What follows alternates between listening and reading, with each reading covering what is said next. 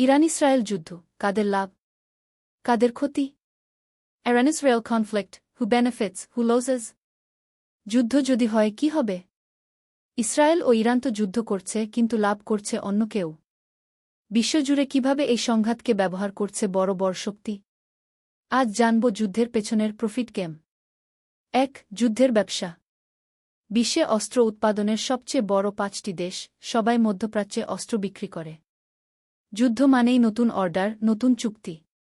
Iran ও ইসরায়েলের উত্তেজনা মানেই বিলিয়ন ডলারের বাণিজ্য বিষয়। Lockheed Martin, Raytheon, Israeli defence company. Saudi আরব, কাতার, আমিরাতের অস্ত্র কিনতে আগ্রহ। যুদ্ধ যত বাড়ে তেল ও অস্ত্রের দাম তত বাড়ে। ২. বড় শক্তির খেলা।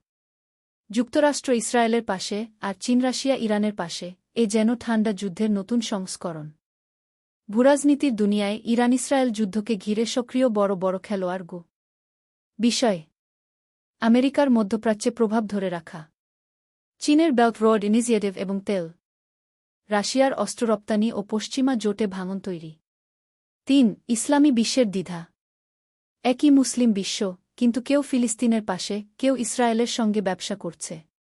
সৌদি আরব ইরান সম্পর্ক উন্নয়ন হলেও সৌদি ইসরায়েল চুক্তির কথাও শোনা যাচ্ছে। বিষয়। সৌদি ইরান চুক্তি, চীন মধ্যস্থতাকারী।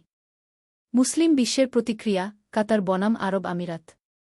তুরস্ক, পাকিস্তান, মালয়েশিয়া কেমন অবস্থানে? ৪. সাধারণ মানুষের পরিণতি। যুদ্ধ যারা শুরু করে তারা ক্ষতিগ্রস্ত হয় না।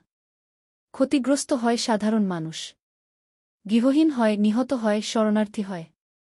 এই যুদ্ধেও তার ব্যতিক্রম নয় বিষয়। গাজায় মানবিক বিপর্যয়। ইরানে অর্থনৈতিক অবরোধে জীবনযাত্রা। ইসরায়েলে ক্ষেপণাস্ত্র আতঙ্ক।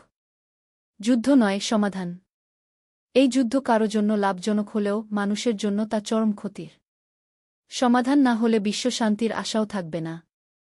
যুদ্ধ বন্ধ না হলে ধ্বংস হবে সবাই